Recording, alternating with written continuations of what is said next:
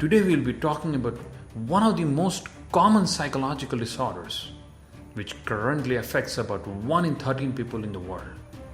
So what is it? It's anxiety. It's a negative thought of a perceived reality in future. A reality which hasn't yet happened and probably may never ever happen. It's only a thought in the mind before the happening of an event which creates the anxiety. And sometimes when it really even happens, you're not so tensed when you are in your mind before the event. Seems paradoxical, right? But it happens since mind is able to inflate the reality more than it actually is. And since anxiety is all about the negative thoughts and worry, let's go some more deeper regarding it.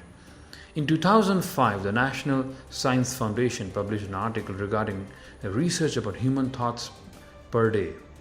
The average person has about 60,000 thoughts per day, and out of those, 80% of them are negative. And guess what? 95% of the thoughts are exactly the same repetitive thoughts as the day before. This looks so scary, right? But there is a good news. Now there is another interesting study regarding our negative thoughts. This study looked into how many of our imagined calamities never materialize. In this study, participants were asked to write down their worries over an extended period of time and then identify which of their imagined misfortunes did not actually happen. Lo and behold, unbelievably, it turns out that 85% of what participants worried about never ever happened. And with the 15% that did happen, 79% of the participants discovered either they could handle the difficulty better than they expected, or the difficulty taught them a lesson worth learning.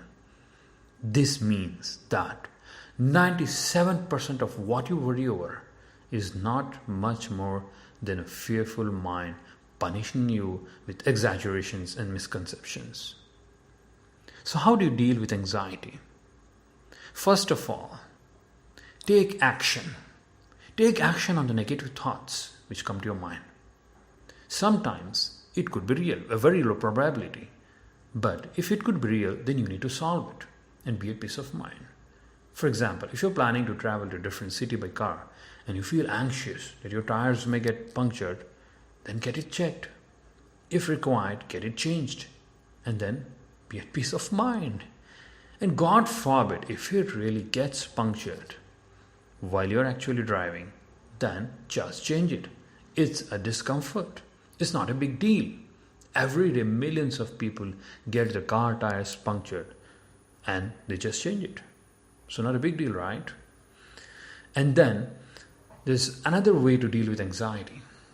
Our bodies are made to do exercise. But in this modern world of smartphones and laptops and tablets, there's hardly any activity.